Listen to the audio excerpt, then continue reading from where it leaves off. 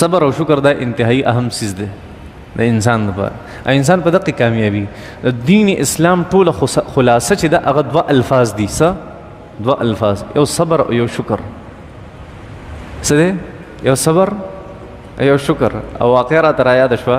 امام رازی رحمت الله علیه په خپل تفسیر کې یو واقعه ذکر کړی. په یو زمانه کې یو سړی تیر شوی دی، تقریبا تابعینو په زمانه کې 84-85 هجری کې یو سړی تیر شوی دی،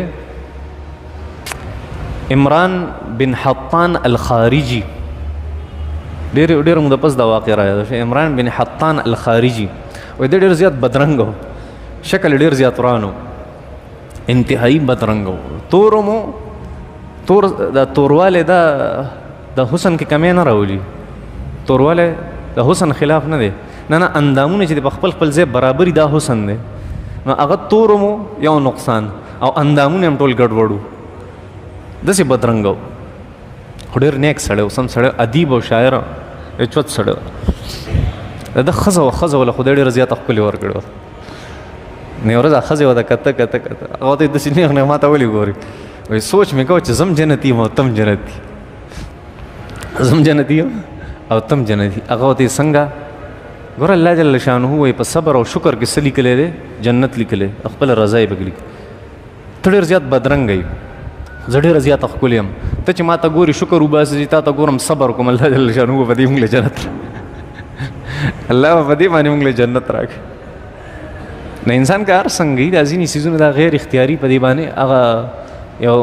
متقدمینو کې یو عالم تیر شوی امام جاهز رحمت الله علیه، دا مې انتهایی بدرنګ و، دومره قابل و، په الله مې د قسمي کوم په دې 1400 کاله تاریخ اسلامي کې دونه ذهین ترین سړی چېرته لیدلی دی امام جاهز په شانتې، خو دومره بدرنګ و چې هر طرف یې ګډوډ و. او ده به د زرګرۍ کار کو، زرګرۍ. دی یو ورځ ما به په خپل حسن باندې چې الله ما له دا سره کړي و ډېر صبر به مې کوو چې خدایه بس خیر دی. نو دې کې مونږ څه ویلی شو؟ و یو پیر راپسې یو ښځې یو ټوکه کړې وه که نه، وایي هغه رانه اوس هم نه هېرېږي، د مرګه پورې رانه هغه ټوکه یې رانه شو. وایي زه په خپل دوکان کې ناست وم، کار مې کوو، څه مې جوړول د سرو زرونه. وایي ښځه ما له راله، وایي ما ته وایي چې یاره ما له یو شیطان جوړ کړه د سرو زرو. وایي ما ورته وایي چې شیطان خو ما نه دی لیدلی، زه څنګه شیطان جوړ کړم؟ بس وایي ځان ته شیشه کې وګوره دغه شان یو شی راله جوړ کړه. وایي هغې ښځې چې زه څونه خراب کړی وم، ډېر سخت په عذاب کړی وم چې خدایه دا به کم امتحان کې تا غورځولی یم. دې کې اصل شی دی د صبر او شکر. داسې یو څیز دی چې انسان الله جل شانو په دې مقام او مرتبه ورکړي. دا وایي چې بعضې ملګري هغه د شپې په 12 بجې پېشمنۍ وکړي، خوراک وکړي او بیا پېشمنۍ ته نه راپاسي. آیا پېشمنۍ ته راپاسېدل ضروري دي؟ پېشمنۍ ته راپاسېدل دا مسنونه طریقه ده، د دې ځان له ثواب دی. نبي کریم صلی الله علیه وسلم فرمایل چې تاسو پېشمنۍ له راپاسئ ځکه پېشمنۍ کې برکت دی. دې کې برکت دی. ښه برکت څه معنی ده؟ په تېر جمعې په تقریر کې ما سره په برکت باندې بحث کړی چې برکت څه شی دی.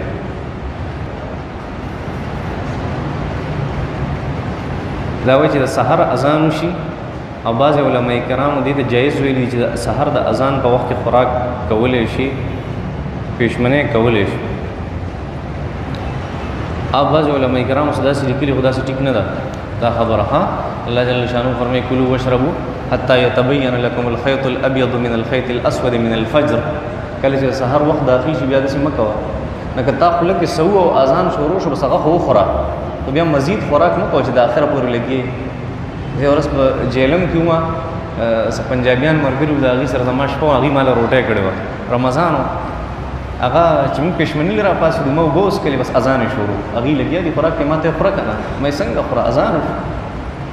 انا وایي دا څه خبره ده؟ اذان وشو نو وشو نو څه چل. نو ما یې داسې د تهجد او اذان خو نه دی، دا د څه اذان دی؟ هغه د سحر اذان دی. دې ټایم کې خوراک نه دي کول پکار کېږي، روژه ماتېږي. ښه علماء کرامو که داسې چا لیکلي دي، یو د هغې په مطلب باندې تاسو نه پوهېږئ، که یو عالم داسې لیکلي که نه د هغې په مطلب د بل عالم نه ځان پوهوئ چې دې څه مطلب ده. دا وایي چې احتلام راته وشو او پېشمنۍ له پاسېدمه، بغیر غسل خوراک څښاک کولی شم او جایز دي بالکل. سره خوله کنګال که لاس وینځه بس، بیا به وروسته غسل کېږي. که په تراو کې سړی نه سجده تلاوت هیر شنو سبا کوي وزاره چې یادې پر رکوع کې نیت وکړي او یا چې دا کومې سجدې دی کوي بس هغه د هغې قایم مقام ګرځي ښه لږ تفصیل پکې شته که د روژې په حالت کې چا ویښته د ګیرې ویښته وخوړو نو روژې ماتېږي ښه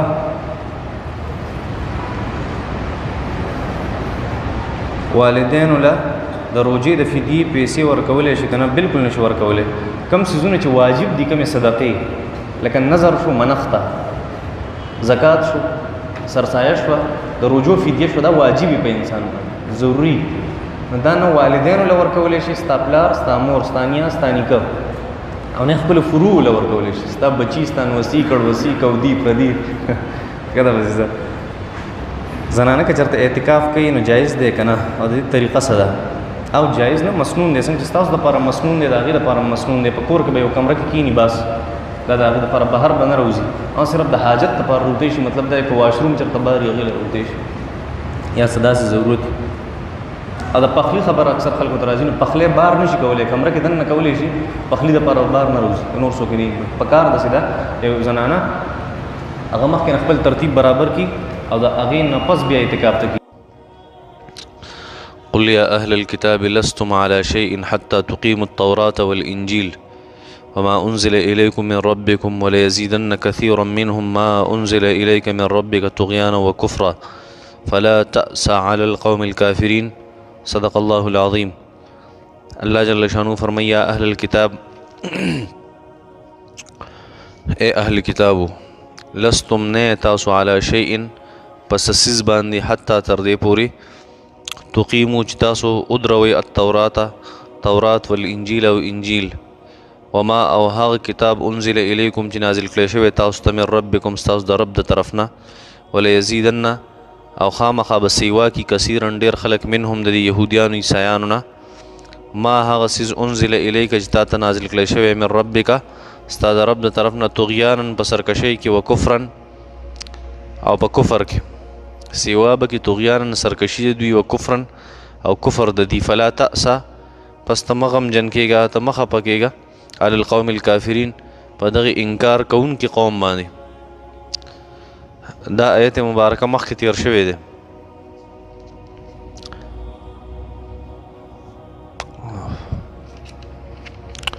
دیخوا وګورئ که نه وقالت اليهود ید الله مغلوله دغه ځای کې الله جل شانو فرمایلي چې وليزيدن كثيرا منهم ما انزل الیک من ربک طغیانا وکفرا دغه او دا تقریبا یو مضمون د الکشن فرق دی پکې هغه فرق دا چې الله جل شانو آیتونه یو شان دي خو دا دویم آیت دا د مضبوطوالي دپاره ذکر کو چې تاکید پیدا شي په دې خبره کې ایو د زیاتی فائدې دپاره الله جل شانه هغه انداز بدل کو د آیت مبارکه نور هغه آیت ته خو انداز بدل له الله جل شانه فرمای چې پیغمبر صلی الله علیه وسلم د اهل کتاب ته وایا چې تاسو هیڅ حیثیت نشته ترسو پورې تاسو د تورات د انجیل او د قرآن احکامات هغه نه نافذ کړي چې هغه کله نافذ کړه نو بس بیا به ستاسو یو حیثیت په معاشره کې پیدا شي دا تورات او انجیل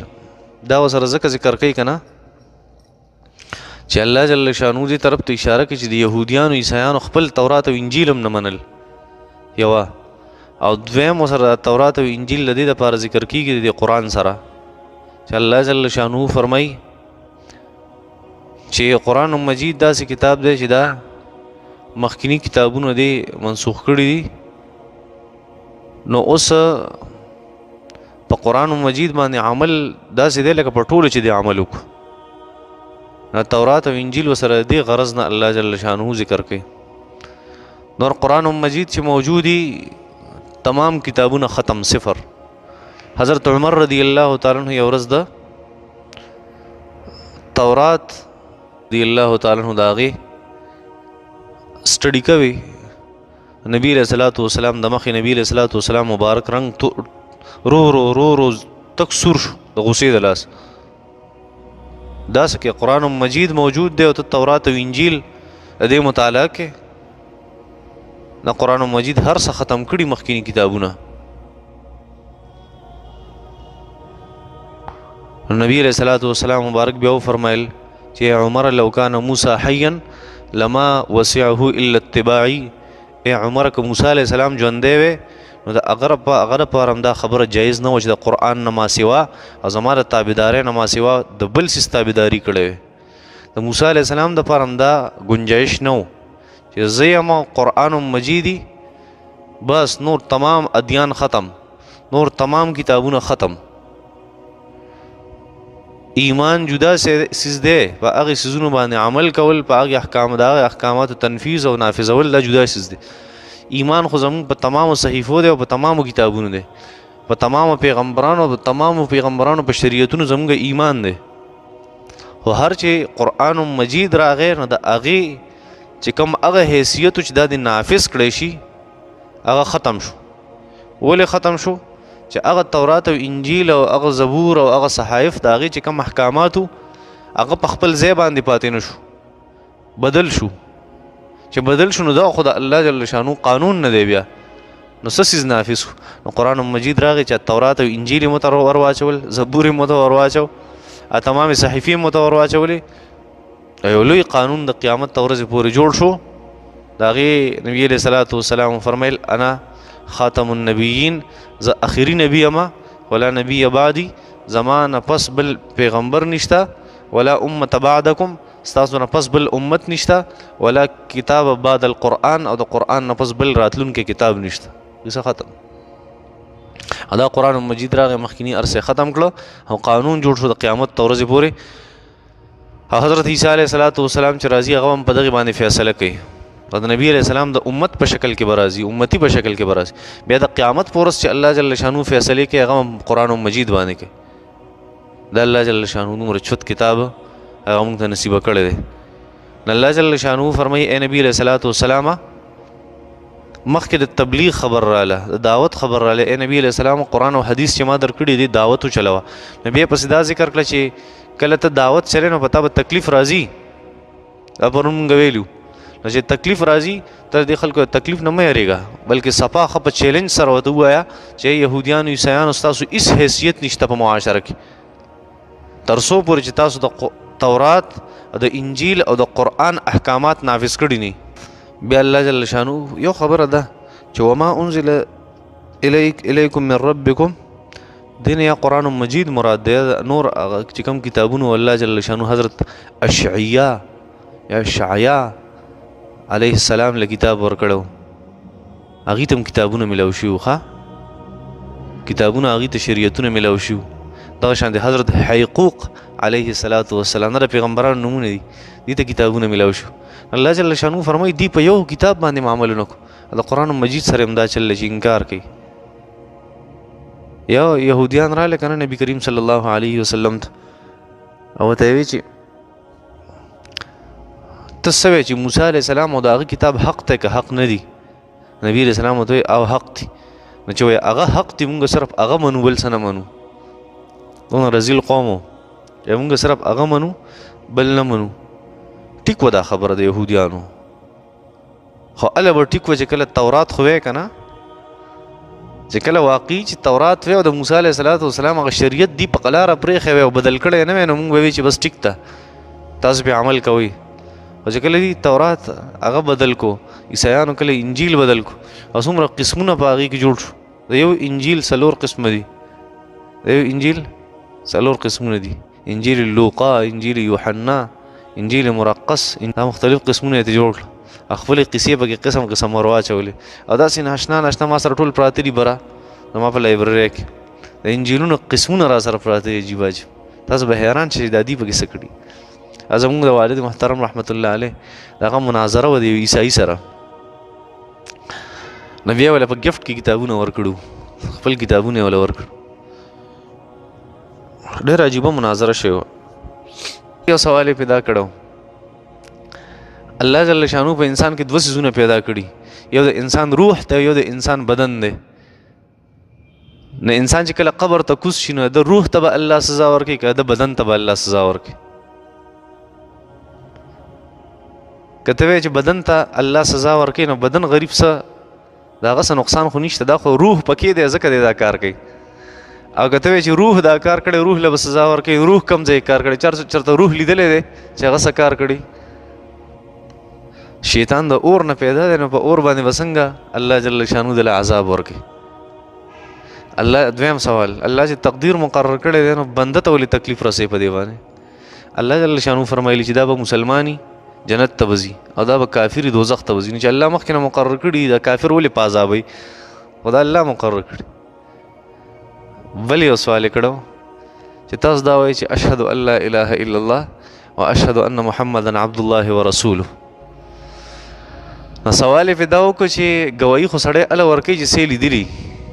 که نه داسې نه ده یو سړی په کوټ کې ودرېږي که نه چې په عدالت کې ودرېږي چې زه ګواهي ورکوم هغه وکیل به ورته څه وایي او قاضي به ورته څه وایي چې تا دا مسله په خپله لیدلې نه دی به ورته چا ما لیدلې چې یو څیز چا لیدلی نه ګواهي څنګه ورکوي الله ما نه دی لیدلی پیغمبر ما نه دی لیدلی زه ګواهي څنګه ورکوم وایي ته داسې شي ګواهي ورکوې مولوي صاحب محترم رحمت الله علیه ورته وخاندل او ته وی خلک کوېسچن کوي نو داسې کوېسچن خو کي کم از کم چې هغه خو د غټو کوېسچن وي ته خو ما نه د ماشومانو کوېسچن یې دا خو زمونږ وړو وړو له دا جوابونه ورځي ته اوس هیله ویله په مونږ باندې دا کوېسچن یې نور خیر ډېر بحث شوی و دا یو څو کوېسچن یې پې مولوي صاحب محترم رحمت الله علیه هغه پې کړي وي مولوي صاحب رحمت الله علیه ولې ډېر عجیبه جوابونه ورکړل وایي ستا اولنی کوېسچن دا وکړو چې روح له به الله سزا ورکوي او که نه جسم له به الله جل شانه سزا ورکوي نو هغه ورته وفرمایل چې یو دوه کسان دي یو په خپو باندې شل دی او یو په سترګو باندې ړوند دی دوه ملګري دي یو په خپو باندې ګوډ دی شل دی او یو په سترګو باندې ړوند دی خو خپې ټیک دي د یو خپې ټیک دي او د بل سترګې ټیک دي کم چې سترګې ټیک دي دی ورته وایي لکه فلانکي ځای کې د خربوزو باغ دی او راځئ چې چانس وو هغه ورته وایي زه نشم تللی یار په خپو باندې شل یم بل ورته وایي زه په سترګو ړوند یم نشم تللی هغه ورته دا خو اسانه خبره ده ګوره زما خپې نشته ستا سترګې نشته ته ما دې خپلې اوږې ته وخېژوه ډایرکشن به دله زه سیده کوم ستا په خپو به لاړ شو خو ډایرکشن به دله زه سیده کوم خیر دی سړی اوږې ته خېجولی دی ړوند له ډایرکشن هغه سیده کوي لکه د موټر سایکل او باغ ته رسېدلي ښه خربوزې خوړلي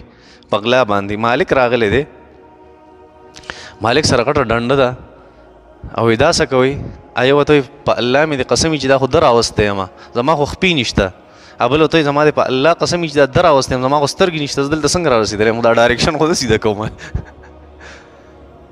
نو مالک په سزا چاله ورکوي وایي دواړو له رزیلتوب خو دواړو وایي دغه شان به الله روح له هم سزا ورکوي جسم له هم سزا ورکوي روح له هم سزا ورکوي جسم له هم سزا ورکوي ځکه غلطي خو د دواړو ده ځکه چې جسم بغیر د روح نه او روح بغیر د جسم نه کار نشي کولی الله جل شانو به سزا دواړو له ورکوي دا علامه رومي رحمت الله علیه دا جواب په مثنوي شریف کې کړی دی ډېر بهترین جواب دی بل وایي تا دا خبره وکړه چې یو سړي یو څیز لیدلی نو دا به ګواهي ورکولی شي ګینې نشي ورکولی وایي دغلته یو لوټه پرته ده داسې لوټه پرته وه که نه لوټه وایي چا دا مناظره په ریل ګاډي کې شوې وه په ریل ګاډي کې مولي صاحب په ریل کې راتلو نو دا عیسایي ورسره ناست مناظره یې اوس وایي دا لوټه پرته چا اودس لپاره راخېجولې پخوا به خلکو ځان سره لوټې ګرځولې چېرته په غټ سفر به تله لوټه پره وایي دا لوټه راغله مطلب یې دا سر ووامه که نه ودې ولم پې نو وایي ته به څه وې وایي زه به یم چې ولې دې ویشتمه نو وایي زه به تا ته وایم چې ولې څه چلو چې ما ویشتې وایي چې خوږ شومه که نه وایي ما ورته وایي چې ته خو د خاورې نه پیدا یې په خاورې ولې خوږېږي تا خو شیطان د اور نه پیدا دی که نه شیطان د اور نه پیدا دی په اور به څنګه خوږېږي نو ته اوس خوږ شوې او دویمه خبره دا ده چې ته په دې باندې خوږ شوې او ته مخکې تا ویلو چې د ګواهۍ دپاره لیدل ضروري دي نو ته ما ته خوږ وښایې که نه چې دا خوږ څه شي چې درد کوي که نه خوږ شومه یو سړی وایي زما په ګرده درد دی په معده مې درد دی ګواهي ورکوي که نه خبره کوي ته ورته ووایې ما ته وښایې کم دی درد ګواهۍ دپاره دا ضروري نه دی چې انسان هغه څیز خامخا لیدلی پوهېږې په دې خبرو باندې او بله خبره وایي ته ما نه ولې تپوس کوې خو د الله جل شانو نه تپوس وکړه که نه ته وایې چې تقدیر الله ولې مقرر کړی دی الله بنده ولې په عذابوي خو د الله نه تپوس وکړه بس په یو لوټه باندې ولې تمامو سوالونو جوابونه ورکړل د یو لوټې په مثال سوالونه وکړه نه پوه شوې په دې خبرو لږ لږ صحیح هغه علمي انداز کې ورکړو خو زه همیشه سوچ کوم چې یاره علمي خبرې زه تاسو ته په زمیندارانو په شړلو الفاظو کې ویم داسې کوشش کوم زه هم چې خلک پوه شي خو کله ناکله بس څوک ځینې کسان پوه نه شي هسې سر وخوځي ښه نو بیا مولي صاحب محترم رحمت الله علیه هغه له کتابونه په ګفټ کې ورکړه چې دا واله استانه انتهایی متاثره شو مولي صاحب الکو په هغه ورځ کې سل تلې او پته نه لګي ریل کې بیا ډېر تعلق جوړ شوی د مولي صاحب سره د هغې عیسایانو